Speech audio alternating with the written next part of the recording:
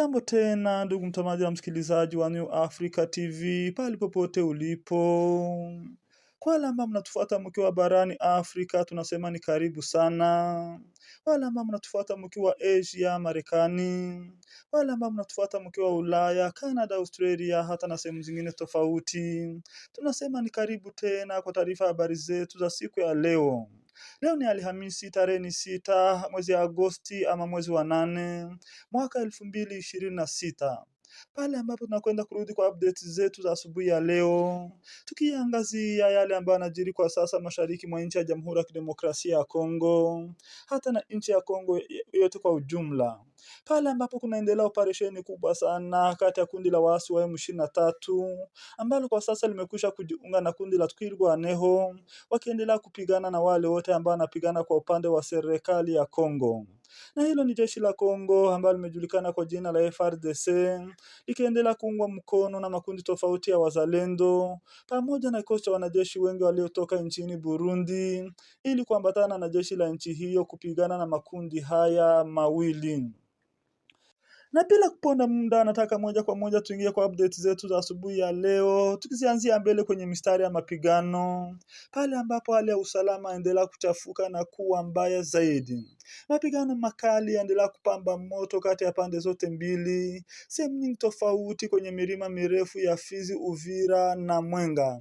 Na nataka moja kwa moja tuanzie habari zetu mkoa wa Kivu Kusini, alafu tukuje kuelekea mkoa wa Kivu Kaskazini, pale ambapo pia hali yaendelea kuchafuka na kuwa mbaya zaidi. Pale ambapo kundi hilo wapiganaji wa M23 waendelea kuyapata mashambulizi mengi makali katika eneo la Masisi sana na eneo la Ruchuru. Lakini kabla tuelekee huko nataka moja kwa moja tuanzie habari zetu mjini Uvira. Ndipo sasa tuelekee kwenye milima ya Rurambo na tukuje kutizama jinsi hali ilivyo kwa sasa kwenye milima mirefu ya eneo la Fizi. Hapo ni sehemu ambayo imejulikana kama Kabanja, Kitumba, huku njia yote ukielekea Milimba, pale ambapo siku chache zilizopita kumeripotiwa mapigano makali sana kati ya pande zote mbili.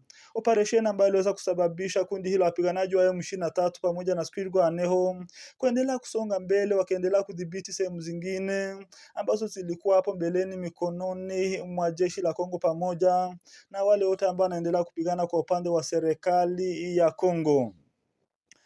Tukianzia habari zetu mjini Uvira ndugu mtazamaji na msikilizaji, hapo jana kumeshinda maandamano makali sana. Raia wote wa mji wa Uvira, hakuna kazi yoyote ambayo iliweza kufungua, hakuna biashara ambayo iliweza kufungua. Walikuwa wametangaziwa kuwa kuna maandamano makali ambayo yameandaliwa na kile ambacho kimejulikana kama Nouvelle Société Civile Congolaise, Bureau de Coordination Provinciale du Sud Kivu. Nataka tuanzie kwa tangazo hili ambalo walikuwa wameliandika, ndipo sasa tukuje kutizama jinsi mambo ilikuwa na tukuje kuelekea sasa kwenye mistari ya mapigano. Tangazo kwa raia wote wa Uvira. Shirika jipya la raia ambalo wamelifanya kwa abbreviation NSCC-SK inaomba watu wote kubaki nyumbani siku ya 3. Ilikuwa ni hapo jana Jumatano, tariki 5 mwezi wa 8 mwaka 2026, kwa ajili ya kulomba serikali kuu ya Kinshasa ama gouvernement central kupana vifaa vya kisasa ku FARDC wazalendo ili kupiga adui M23 na wakolabo wake wote, kwani hali ya usalama inazidi kuzorota ama kuzoroteka katika milima mifupi na mirefu ya Uvira, Fizi na Mwenga.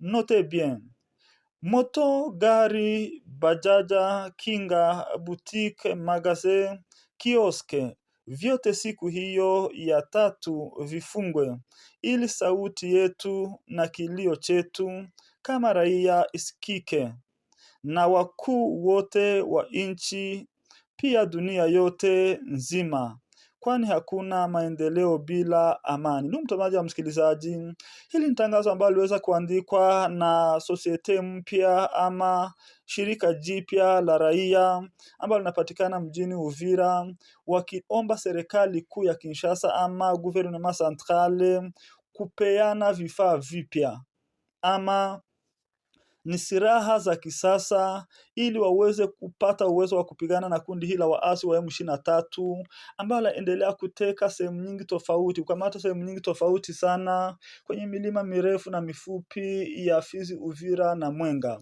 Sasa ilibidi raia waweze kuandamana wakiomba serikali ya Kinshasa kupeana vifaa, amesema ni vifaa mpya za kisasa za mapigano, ikiwemo silaha, ikiwemo drones na ndege aina tofauti, ili watafute jinsi watakuja kudhibiti sehemu ambazo kundi hilo wapiganaji wa M23 wanaendelea kuzikamata kwenye operesheni ambazo zinaendelea kwa sasa.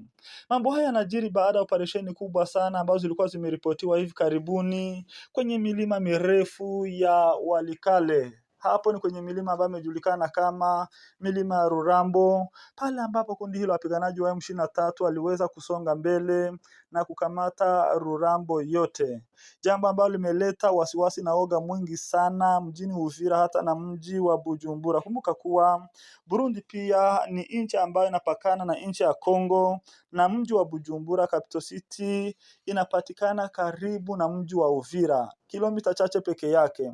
Wakati ambapo Uvira imeingia hatarini, na maanisha Bujumbura pia iko hatarini kubwa sana. Sasa hivi tunazungumza petroli ambayo mji wa Bujumbura walikuwa wanatumia, percentage nyingi zinatoka mjini Uvira, wanakuja kutoa petroli hiyo mjini Uvira. Wakati ambapo kundi hilo wapiganaji wa M23 wanaweza kuwa na uwezo wa kukamata mji wa Uvira, inamaanisha mji wa Bujumbura pia utakuja kuingia hatarini, sababu jeshi la Burundi liweza kuambatana na jeshi la Kongo kupigana vita hivi ambavyo vinaendelea kwa sasa kwenye milima mirefu na mifupi ya Fizi, Uvira na Mwenga. Lakini updates za siku ya leo ni kuwa baada ya mapigano makali hayo ambayo yaliweza kuripotiwa hivi karibuni, hakuna mapigano ambayo yameripotiwa hapo jana. Kumeshinda usalama. Nafikiria ni jana na juzi kwenye milima mirefu ya Rurambo, hakuna mapigano yoyote ambayo yaliweza kuripotiwa kati ya pande zote mbili. Tunapoendelea na habari zetu, ndugu mtazamaji na msikilizaji, hapo jana soko ya sehemu ambayo imejulikana kama Kiziba, kumeonekana raia wengi sana kutoka makabila yote, Wanyamulenge, Wabembe, Wafuliru, Wanyindu.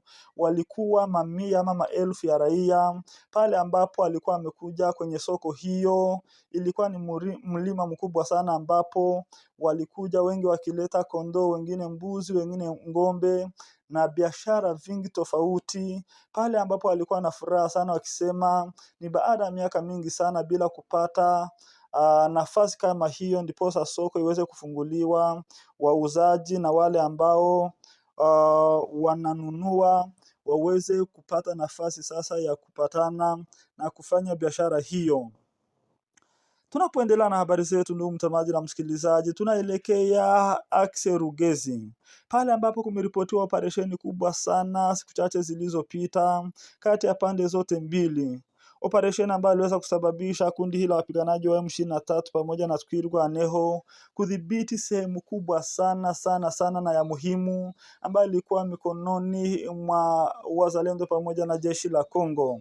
Hiyo ni kijiji cha muhimu sana ambacho kimejulikana kama Kimete na Kabanja. Kabanja ilikuwa ni base military kubwa sana kwa upande wa wazalendo pamoja na jeshi la Kongo. Baada ya mapigano hayo makali, ilibidi wazalendo pamoja na jeshi la Kongo kukunja silaha na kurudi nyuma, pale ambapo inasemekana kuwa kwa sasa wako sehemu ambayo imejulikana kama Kitumba.